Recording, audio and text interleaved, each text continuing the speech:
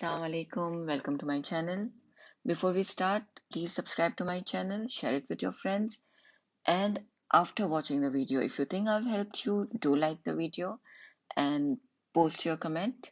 Thanks a lot. In this video, we are going to solve Cambridge IGCSE Mathematics Paper 2 Extended, Variant 2-1, May-June 2020. Question number 10 onwards. This is a circle theorem question. In this question, we have been told that points A, B, C, D, E, and F, they all lie on the circle center O. Find the values of X and Y. You need to know your circle theorems very well. Do watch the video which I have made on circle theorems. I have explained all the theorems. Now let's start with this, finding the value of X. We'll be using this theorem. Angle at the center is twice the angle at the circumference. So if you look at AOB and ACB, O is the center, so that is 2x, and angle ACB is at the circumference. It doesn't look exactly like that, but it's the same thing. The shape can be anything. Now this one can be like that. The only thing you need to remember is the angle must touch the circumference and the starting point must be the same of both the angles. So if this is 110, what will this be? It will be half of 110. 110 divided by 2, which is 55. Now to find the value of y, we are going to use this. Angle in the same segment from a common chord are equal. This is the chord ED, and both the angles will touch the circumference. So EFD is 24. And the other angle from the same chord is ECD. So they are going to have the same value, 24. It looks difficult, but once you practice a few worksheets, it will become easy. Question number 11. We have been given a speed time graph, and it is for 90 seconds of a journey. Calculate the total distance traveled during the 90 seconds.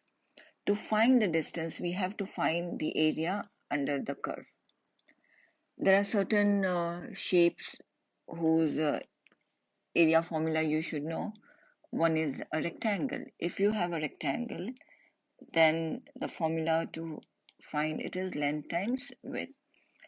If you have a triangle, it is half times base times height. If you have a trapezium, it is half times A plus B times your height. A and B are your parallel side, and H is the height. Now here we can divide the shape into two parts, area 1 and area 2. Total area will be the sum of area 1 and area 2. So area 2, as you can see, is a rectangle. We are going to use the formula length times width. Our length is 90 and the width is 6. Here, this is 6. So 90 multiplied by 6 will give us 540. For area 2, this is area 1. For area 2, you can see it's a trapezium. What is our A, B, and our H? We have to identify that. A is this line, which is the same as 0 to 90, so it is 90. B is this line, and as you can see, it's 30 here and 90. So 90 minus 30, 60. Now the height is remaining. Height is from year to year. So 12 minus 6 is 6. That is our height. Put this in the calculator, you will get 450. So total area will be, you add them both together, 540 plus 450, 990. Memorize these area formulas. In question number 12, we have been given the box and whisker plot. Read the question. Gemma records the times in seconds taken for a group of children and a group of adults to complete a puzzle. The box and whisker plot shows information about the times taken for the children to complete the puzzle.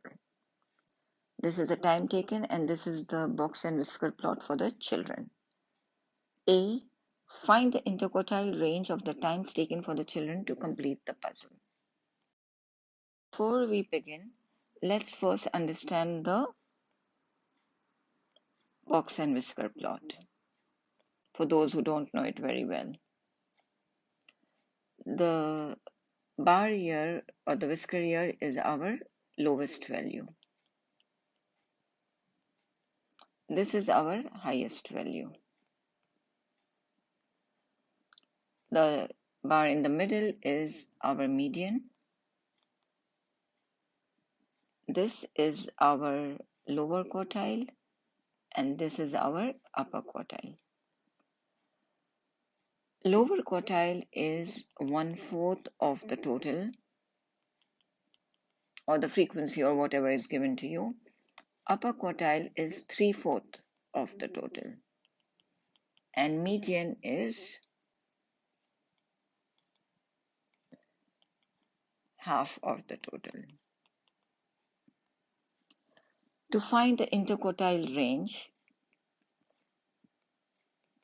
we take the upper quartile and from that subtract the lower quartile. So as we said, this is our upper quartile, which you can see is between 60 and 80, so that is 70. Now to find the lower quartile, this is our lower quartile. If you look properly, you will see, let's start from here, that there's a line in the middle, so this part here is 30, like you're adding 10 every time. And in between you have small squares, there are 5 of them. The difference between the two, 30 minus 20, is 10, and divided by the lines, which are 5. So each one represents 2. So we have 42 here, 44, 46, and 48. 70 minus 48 is 22. That is our interquartile range. In part B, we have been given a table which gives us all the information, the minimum value, the lower quartile, median, upper quartile, and maximum value. On the grid, we just have to draw it. So let's start. 28 will be here, here. And then 42 is here. Just mark the points for now, then we'll draw it. And median is 58. 58 is going to be 2 less than 60. It's here.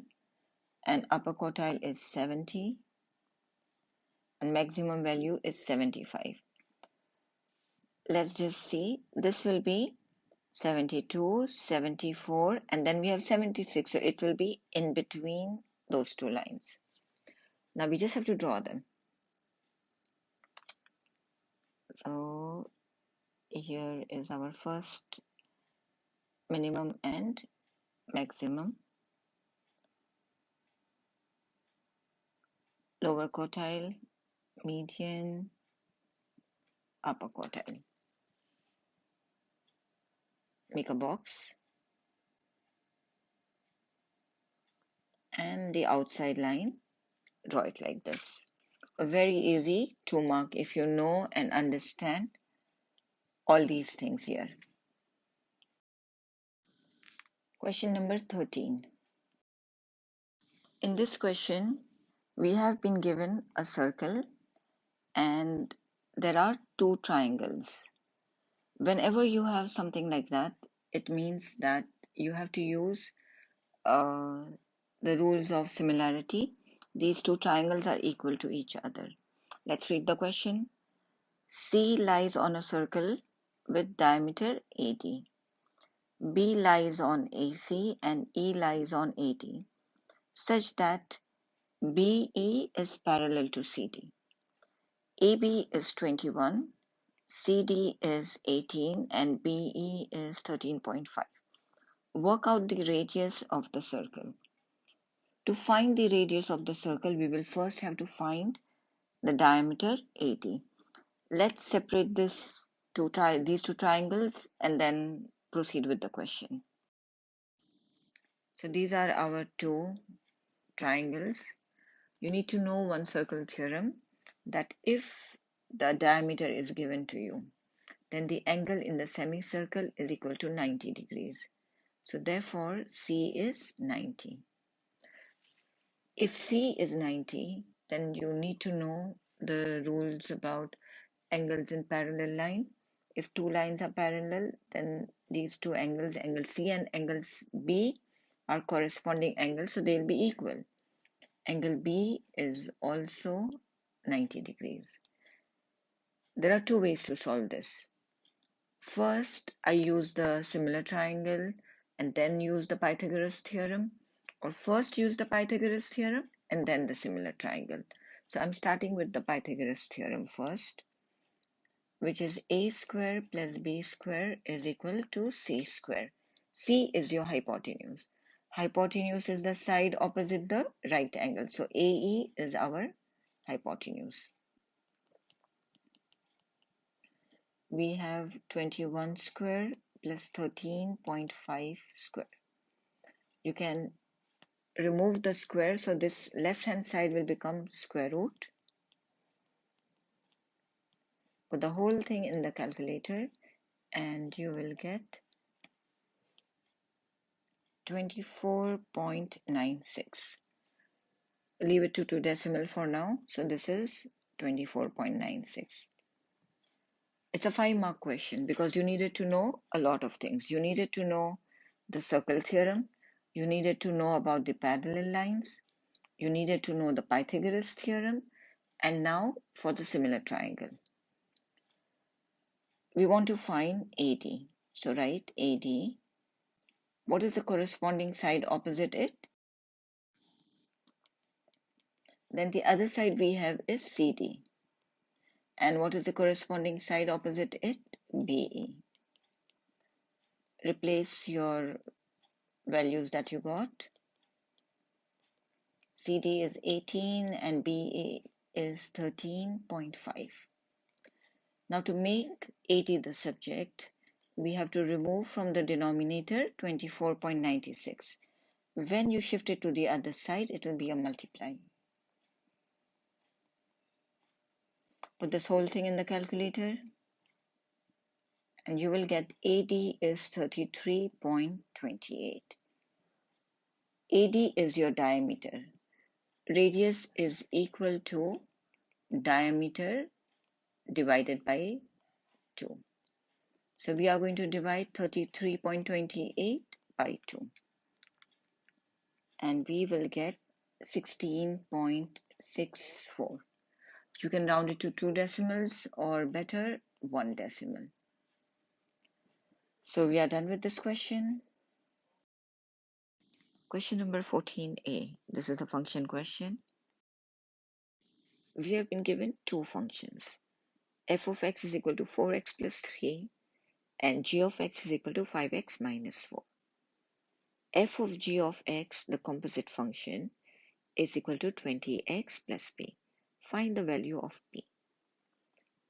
Whenever we have composite function, you have f of g of x. When we are writing, we will write first the f function, which is 4x plus 3. Then we have g of x. So wherever there is x, replace it with your g of x function, which is 5x minus 4. Now we just have to expand the bracket. 4 multiplied by 5, 20x. 4 multiplied by negative 4, negative 16, plus 3. This is equal to 20x minus 13. We have been given that f of g of x is equal to 20x plus p. So you can see that p is equal to negative 13. Part B, h of x is equal to 5x minus 1 over 3. Find the inverse of h of x. So here we need to know that the first thing we have to keep in our mind is that we have to make this x the subject, and h of x can be written as y.